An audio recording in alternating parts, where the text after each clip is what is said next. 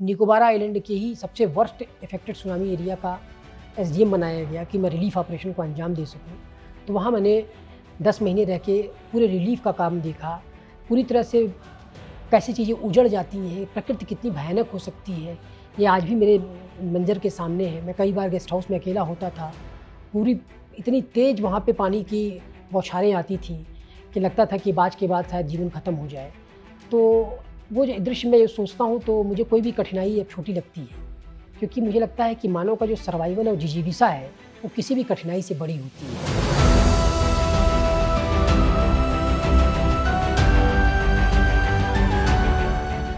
हाय, मेरा नाम विवेक पांडे है। मैं यूटी कैडर 2003 बैच का आईएएस अफसर हूँ। अब मैं इस वीडियो में आपको अपनी पोस्टिंग्स के बारे में बताऊंगा कि ट्रेनिंग कंप्लीट होने के बाद मैंने कहाँ पोस्टिंग की और मेरी क्या जर्नी रही है सर्विस में। तो मैं आपको बताना चाहूँगा, मेरा एग्रूट कैडर है, इसमें अरुणाचल, गोवा, मिज़ोरम और सारे यूटीज़ आते हैं। जितने भी यूटीज़ हैं, दिल्ली है, चंडीगढ़ है, पांडिचेरी है, दमन दीव दादरा नगर हवेली है, तो सारी यूटीज़ आती हैं और लेटेस्ट तो जम्मू कश्मीर और लद्दाख भी इसमें जुड़ गया है। तो ट्रू सेंस में ये ऑल इंडिया कैडर है जो जम्मू कश्मीर से लेकर लक्षद्वीप तक फैला हुआ है, अरुणाचल से लेकर दादरा नगर हवेली तक फैला हुआ है, अंडमान भी आप इसमें जोड़ सकते हैं। तो हम एक तरह से पूरा इंडिया वास्तव में कवर करते हैं। तो ये आपको नई नई जगहों पे काम करने का अवसर देता है, नई नई चीज़ों को जानने का अवसर देता है। तो मैंने जब अपनी सबसे पहली बार जब ट्रेनिंग मेरी आई तो अंडमान निकोबार आइलैंड्स आई। तो मैंने अंडमान निकोबार ज्वाइन किया एज ए प्रोबेशनर। और मैं आपको बताऊंगा, आज भी मुझे वो दिन याद है, 26 दिसंबर 2004 जब मैं ट्रेनिंग में था और मैं एसडीएम माया बंदर के साथ, वहाँ पे माया बंदर एक सब डिवीज़न है, मैं वहाँ उनके साथ था। तो अचानक पूरी पृथ्वी हिलने लगी और मित्रों उस दिन सुनामी आई थी। मैंने सुनामी को अपनी आँखों से देखा है, उसके सारे ट्रेमर्स महसूस किए हैं और सुनामी में as a special relief officer मुझे प्रोबेशन में ही भेजा गया। तो मैंने प्रकृति की विभीषिका को शुरू में ही महसूस कर लिया। तो ट्रेनिंग का में तो अलग अलग अटैचमेंट होते हैं, लेकिन मेरे ट्रेनिंग का बहुत मेजर पार्ट सुनामी रिलीफ और रिहेबिलिटेशन में ही गया। उसके बाद मुझे निकोबार आइलैंड के ही सबसे वर्स्ट इफेक्टेड सुनामी एरिया का एसडीएम बनाया गया कि मैं रिलीफ ऑपरेशन को अंजाम दे सकूं। तो वहाँ मैंने 10 महीने रह के पूरे रिलीफ का काम देखा, पूरी तरह से कैसी चीज़ें उजड़ जाती हैं, प्रकृति कितनी भयानक हो सकती है, ये आज भी मेरे मंज़र के सामने है। मैं कई बार गेस्ट हाउस में अकेला होता था, पूरी इतनी तेज़ वहाँ पे पानी की बौछारें आती थी कि लगता था कि बाज के बाद शायद जीवन ख़त्म हो जाए। तो वो जो दृश्य मैं सोचता हूँ तो मुझे कोई भी कठिनाई अब छोटी लगती है, क्योंकि मुझे लगता है कि मानव का जो सर्वाइवल और जिजीविसा है वो किसी भी कठिनाई से बड़ी होती है। फिर खैर सुनामी किसी तरह से हम लोगों ने सुनामी को कंट्रोल किया। उसके बाद रिलीफ और रिहेबिलिटेशन ऑपरेशन चला। तो मैंने लगभग 4 साल अंडमान में काम किया। मैं वहाँ पे एसडीएम रहा, एक नए डिस्ट्रिक्ट का मैं डीसी रहा, जिला पंचायत का मैं सीईओ भी रहा। उसके बाद 4 साल काम करने के बाद मैं दिल्ली आया। दिल्ली में मैं 6 महीने जो है डायरेक्टर वीमेन चाइल्ड डेवलपमेंट रहा और मुझे नई पर्सपेक्टिव की चीज़ें पता चली कि वीमेन की क्या समस्याएं हैं, चाइल्ड की क्या समस्याएं हैं, चाइल्ड ट्रैफिकिंग क्या होती है, क्या इश्यूज़ होते हैं, जुवेनाइल जस्टिस क्या होता है। यहाँ मैं इस बात को पॉज करके बताना चाहूँगा कि जर्नलिस्ट सेवा होने के कारण आपको इस सेवा में बहुत नई नई चीज़ें जानने का अवसर मिलेगा। आपको लगेगा कि लाइफ कितनी बड़ी हो सकती है और किसी इशू को काम करने में आपका पूरा जीवन लग सकता है। तो वीमेन चाइल्ड डेवलपमेंट मुझे जब मेरी पोस्टिंग हुई थी तो मुझे लगा कि ये क्या पोस्ट होगी, लेकिन मुझे लगता है कि उस 6 महीने में मैंने इतना जाना और मुझे लगा कि इतने इशूज़ हैं कि इसमें इतना काम करने की ज़रूरत है और कितना काम हो भी रहा है कि वो एक नया एक्सपोजर था। उसके बाद में ऑब्वियसली फिर मैं डीएम साउथ दिल्ली रहा 2.25 साल। वहाँ पे मैंने डिजास्टर मैनेजमेंट से लेके इलेक्शन से लेके सारी चीज़ें, लोकसभा का इलेक्शन भी मैंने करवाया और उसके बाद वो एक नया एक्सपोजर था। रेवेन्यू मैटर्स को डील करते थे। फिर कुछ टाइम में मैं एजुकेशन रहा, कुछ टाइम में हेल्थ में रहा। फिर मित्रों मेरा ट्रांसफ़र जो है पांडिचेरी हो गया, वहाँ पे मैं डिफरेंट कैपेसिटी में सेक्रेटरीज़ रहा। फिर मैं मैनचेस्टर चला गया पढ़ने के लिए और मैंने 1 साल मैनचेस्टर यूनिवर्सिटी से ग्लोबल अर्बन डेवलपमेंट और प्लानिंग, तो एक तरह से उसमें मैंने कोर्स किया और वो भी एक जीवन का एक मेरा अध्याय है, जिसमें एक यूरोपियन यूनिवर्सिटी में जाके, और डीओपीटी ही अवसर देती है, वहाँ पर जाके मैंने एक नया पर्सपेक्टिव महसूस किया और इंटरनेशनल स्टूडेंट से बात करने का, उनको समझने का। अभी तो मैंने आपको एक ट्रेनिंग के में बताया था कि एक नेशनल पर्सपेक्टिव आपको पता चलता है और जब आप बाहर पढ़ाई करते हैं तो आपको एक इंटरनेशनल पर्सपेक्टिव पता चलता है। आपको और कॉन्फिडेंस आता है कि ऐसा नहीं है कि जो समस्याएं आपके देश में हैं वो आपके देश में ही हैं। कई ऐसी कंट्रीज़ हैं जो इन समस्याओं से गुजर चुकी हैं और इनसे निकल चुकी हैं। तो आपको एक बेहतर पर्सपेक्टिव बनाने की में मदद मिलती है और बेस्ट सॉल्यूशन जो किसी चीज़ के किए गए हैं उसको जानने में मदद मिलती है, कि आप क्या प्रॉब्लम्स आती हैं उसको समझने में मदद मिलती है। तो मेरे ख्याल से वो इंटरनेशनल पर्सपेक्टिव भी बहुत ज़रूरी है किसी भी अफसर के लिए। तो किसी को भी अगर मौका मिले तो ये ज़रूर करना चाहिए। जब आप किसी बाहर की यूनिवर्सिटी में पढ़ते हैं, खैर अब तो इंटरनेट के ज़माने में हर जगह हर चीज़ अवेलेबल है, लेकिन वहाँ पे रहने का, वहाँ पे चीज़ों को देखने का आपका नज़रिया थोड़ा बदलता है। फिर उसके बाद मैं दिल्ली आया तो मैं एडिशनल कमिश्नर फिर से बना एमसीडी में। फिर उसके बाद अचानक से मुझे लक्षद्वीप में एडवाइज़र बना के भेजा गया। वो भी मेरे जीवन का एक नया अध्याय है।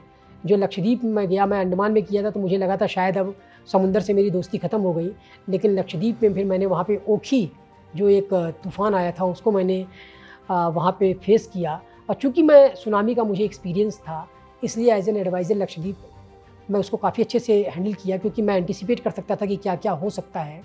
और लक्षद्वीप में कई नए नए काम किए। जैसे मैं आपको आपके इंटरेस्ट के लिए बता दूं कि अब लक्षद्वीप में पानी, साफ़ पानी कहाँ से आता होगा। तो वहाँ पे 6 आइलैंड में समुंदर से पानी बनाने का एक पूरा टेक्निक होता है जिसको वहाँ पे इस्टेब्लिश किया गया। और ये मुझे लगता है कि बहुत बड़ी देन थी कि 6 आइलैंड में आपने पानी का परमानेंट इंतजाम कर दिया। उस टेक्नोलॉजी को लाना, वहाँ पे इसको सक्सेसफुली इम्प्लीमेंट करना, प्लस आपको मैरीन के बारे में पता चलता है। बहुत नए नए इनिशिएटिव वहाँ पे लिए गए। उसके बाद मैं फिर से दिल्ली आया और दिल्ली में अभी तक मैंने labour commissioner, industries commissioner, GST commissioner और आईटी और ट्रेनिंग में कर ही रहा हूँ। मैंने ये सब पोस्टिंग्स की और कुछ जो मुझे लगता है मैंने कुछ अच्छा काम किया उसमें मैं कहूँगा कि मैं एज ए लेबर कमिश्नर मैंने एक बहुत बड़े निगोशिएशंस के बाद, बहुत बड़े डिबेट के बाद सुप्रीम कोर्ट ने भी इसको अपहेल्ड किया कि दिल्ली में मिनिमम वेजेस को हमने बढ़ाने में सफलता प्राप्त किया। हमने एक फार्मूला लगाया कि भाई किसी भी आदमी को अगर दिल्ली में सर्वाइव करना है तो इतनी मिनिमम वेज तो ज़रूरी है रहना। तो वो एक बड़ा अचीवमेंट था जो कि सुप्रीम कोर्ट तक गया। सुप्रीम कोर्ट ने भी इसको अपहेल्ड किया कि जो प्रोसेस हुआ है वो सही हुआ है और इतना मिनिमम वेज तो दिल्ली में देना ही पड़ेगा।